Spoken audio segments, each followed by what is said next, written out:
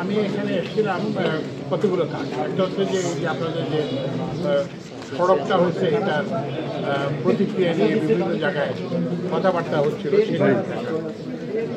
তো এইটার ব্যাপারে সরকারের সিদ্ধান্ত হচ্ছে যে এই সড়কটা হয়ে গেছে, এখন এটার ভালো মন্দ নিয়ে আমরা আর বিতর্ক করব না, কিন্তু এইটার ফলে সৃষ্ট যেসব অসুবিধা সৃষ্টি হয়েছে সেগুলোকে আমরা সমাধান করার চেষ্টা করব। তো এখানে আলোচনার সময় সবার সঙ্গে তো আমাদের কথা হলো, এখানে কতগুলো কথা উঠে। একটা হচ্ছে জেলার সঙ্গে কিশোরগঞ্জের জেলার সঙ্গে এবং আরেকদিকে সিলেটের সঙ্গে সঙ্গে।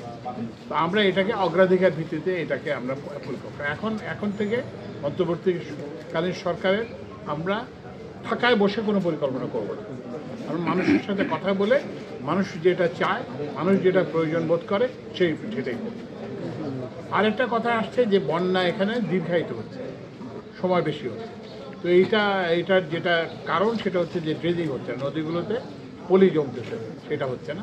তো সেজন্য আমরা ড্রেজিংয়ের জন্য আমরা ইয়ের সঙ্গে কথা বলেছি, পানি সম্পদ সচিবের সাথে কথা বলছি এবং পানি সম্পদ মন্ত্রণালয়ের কর্মকর্তারা এখানে শুনেছেন, এইটার ব্যাপারেও ব্যবস্থা নেওয়া।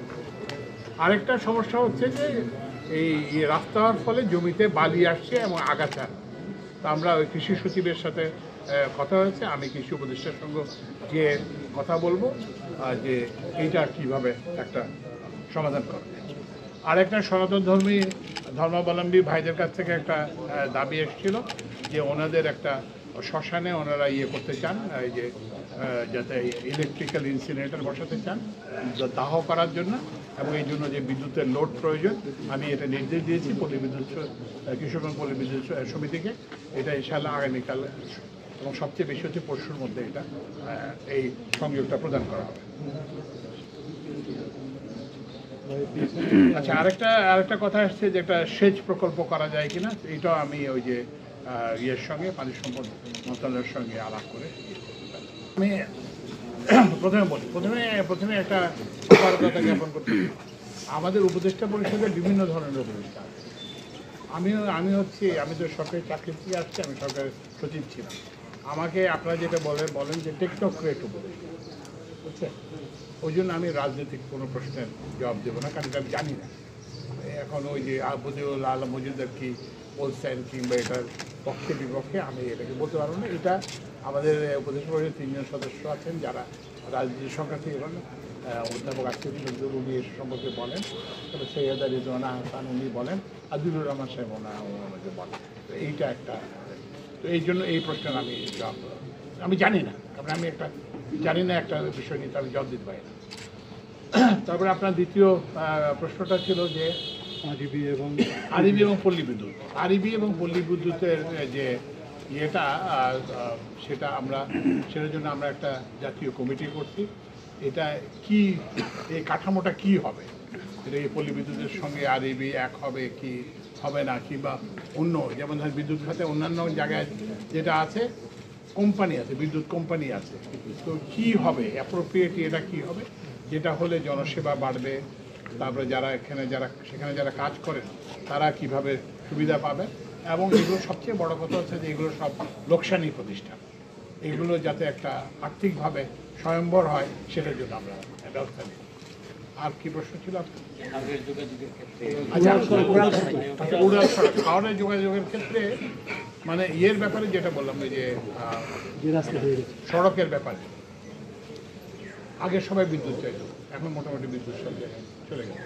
এখন সবাই হচ্ছে যে সড়ক চায়, এবং আপনি সড়ক হলে তো দেখছেন, সড়ক হলে সড়কের সুবিধাও আছে, সড়কের অসুবিধাও আছে। আর সড়ক খুব ব্যয়বহুল, আমাদের দেশে সড়কের নির্মাণ ব্যয় এই ইভেন দক্ষিণ এশিয়ার মধ্যে সবচেয়ে বেশি। তো ওই জন্য আমরা যেটা বললাম যে যেটা এসেনশিয়াল, যেটাকে বলে যে সবচেয়ে কম খরচ করে সবচেয়ে বেশি মানুষের উপকার হবে, সেই সবগুলো আগে করব। যেমন ধরেন এইটা যেটা বললেন যে ওই যে জেলার সঙ্গে সংযোগ, এটা আমাদের অগ্রাধিকার হবে, কিশোরগঞ্জের সঙ্গে সংযোগ। তেমনিভাবে ওই সিলেটের সঙ্গে সংযোগ, সেটা আমাদের অগ্রাধিকার হবে। তো এটার সঙ্গে আমি ভিতরেও যে কথাটা বলছি সে কথাটা বলতে চাই, সেটা হচ্ছে যে আমরা আমাদের যে প্রচলিত যে ব্যবস্থা এটা কিন্তু ইয়ে করে দিতে পারবে না। যেমন ধরেন এই যে নদীতে যে যাতায়াত হয় কিংবা পানিতে যে যাতায়াত হয়, এই যাতায়াতটা কিন্তু খুব এফিসিয়েন্ট। আর এখন তো দাঁড় বাইতে হতো, গুণ টানতে হতো, এখন তো কিছু করতে হয় না, এখন তো ওই যে ইঞ্জিনের ইয়েতে। কারণ এইটা হচ্ছে কি পরিবেশ বান্ধব এবং ব্যয় সাশ্রয়ী। এবং ওই যে আপনি যে জানেন তো, আপনার একটা গাড়ি আসলে ওটা ডিজেল কিনতে হয় কিংবা পেট্রোল কিনতে হয়, সেটার জন্য আমাদের 6,000 কোটি টাকার আমি এলএনজি আমদানি করি, 20-30 হাজার কোটি টাকার জ্বালানি আমদানি করি।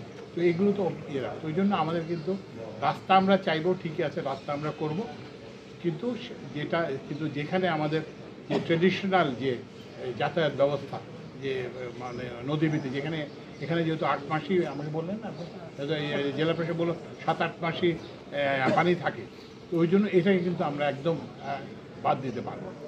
তো আমি ওই সেতু বিভাগেরও আছি, তো আমি এইসব সম্পর্কে আমি সত্যি কথা বলি, আমি বিস্তারিত ইনফর্ম না। তো সেতু বিভাগও আমার দায়িত্বের অন্তর্ভুক্ত, তো আমি এটা দিয়ে ঢাকায় দিয়ে। আপনি তো এই বিষয়ে আমার থেকে ভালো জানেন, আমি বিদ্যুৎ উপদেষ্টা যতটা জানি আপনি ততটাই জানেন। তো এগুলো একটা জিনিস মনে রাখতে হবে, এগুলো একটা আন্তর্জাতিক চুক্তি। তো আপনি এখন এই আন্তর্জাতিক চুক্তি কিন্তু হুট করে টুকু দেওয়া যায় না, এটা একা দোক্কা খেলা না যে এখন টুকু দিই। তো ওই জন্য আমরা যেটা করছি, আপনারা জানেন যে ওই আইনের অধীনে অনেক অন্যায় করা হয়েছে। 2010 সালের যে আইন, ওই আইনটা আমরা বাতিল করে দিচ্ছি। তো এখন কিন্তু ওই আইনের অধীনে যেগুলো চুক্তি হয়ে গেছে, যেমন এই সড়কটার মতো, আপনি চাইলেও তো এই সড়কটাকে অস্বীকার করতে পারবেন না। তো এখন এই যে আপনি যেগুলো বললেন, এগুলো পরীক্ষা করার জন্য আমরা একটা জাতীয় কমিটি গঠন করি। একজন সাবেক বিচারপতি জাস্টিস মইনুল ইসলামের নেতৃত্বে ওখানে বিশেষজ্ঞরা আছে, তো ওনারা এগুলো নিরীক্ষা করতেছেন এবং এগুলো একটা আইনগত দিক আছে। তো এই জন্য আমাদেরকে আমাদের হাইকোর্ট থেকে আমাদেরকে একটা নির্দেশনা দেওয়া হয়েছে যে এটা একটা বিদেশি আইনজ্ঞ ফার্ম। এটা তো ওরা তো আপনি যখনই কিছু একটা ব্যবস্থা নেন ও কিন্তু মামলায় চলে যাবে। তো ওই জন্য এইসব আইনগতগুলো দিকগুলো পরীক্ষা করার জন্য বিদেশি আইন ফার্মকে নিয়োগ করার জন্য আমাদেরকে কোর্ট থেকে নির্দেশ দেওয়া হয়েছে। এবং সেই বিদেশি আইন ফার্ম এবং স্থানীয় আইন ফার্ম এগুলোর জন্য আমরা এখন রিক্রুটমেন্ট প্রসেস আমরা প্রকিউরমেন্ট করার চেষ্টা করছি, এবং ওরা যেভাবে আমাদেরকে সিদ্ধান্ত দেবে সেইভাবে আমরা এগিয়ে যাই। কিন্তু এই সমস্যাটা শুধু আদানির না, এরকম আরও অনেক অসম চুক্তি করা হয়েছে যেটা জাতীয় স্বার্থের বিরোধী, ইভেন দেশীয় প্রতিষ্ঠানগুলোর সাথে। তা ওরা শুধু আদানি দেখতেছে না, ওরা আরও 7টা আদানি সহ 7টা প্রকল্প দেখতেছে। এই 7টা প্রকল্পের ভিত্তিতে ওরা আমাদেরকে একটা গাইডেন্স দেবে, সেই গাইডেন্সের ভিত্তিতে আমরা চুক্তিগুলো কি রাখবো, কি সংশোধন করব, কিংবা এটাকে বাতিল করবো, সেরকম সিদ্ধান্ত।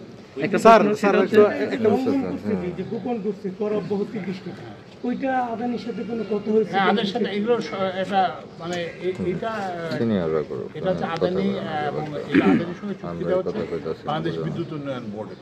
তো বাংলাদেশ বিদ্যুৎ উন্নয়ন বোর্ড এগুলো তাদেরকে জানাইছে বলেই তো আপনারা জানতে পারতেন। বাংলাদেশ বিদ্যুৎ উন্নয়ন বোর্ডই আদানির সঙ্গে এটা নিয়ে আলাপ করছে, সেই জন্যই আপনারা এটা জানতে পারছেন। তো ওই জন্য আমরা কিন্তু ওই যেটা বললাম যে আমাদের তো কোনো ইয়ে নেই, কী বলে যে ওই যে একটু আগে আমি যেটা বললাম যে আমরা তো দায়িত্ব গ্রহণ করি, আমরা তো ক্ষমতা গ্রহণ করি। তো সুতরাং আমাদের তো কারোর প্রতি দায়বদ্ধতা নেই। আমাদের শুধুমাত্র দায়বদ্ধতা আছে শহীদদের প্রতি, কী বলে যে যারা জুলাই অগস্টের শহীদদের প্রতি, এবং যারা আমাদের দায়বদ্ধতা আছে যারা 30,000-এর বেশি যাদের বিভিন্ন অঙ্গনে হাত হারিয়েছেন, পা হারিয়েছেন, দৃষ্টি শক্তি হারিয়েছেন, তাদের প্রতি। এছাড়া এবং সাধারণ মানুষ যারা আন্দোলনে অংশগ্রহণ করছেন, এদের ছাড়া আমাদের আর কারো কাছে কোনো দায়বদ্ধতা নেই। সুতরাং আমরা যে কোনো কঠিন সিদ্ধান্ত নিতে আমাদের কোনো অসুবিধা হবে না।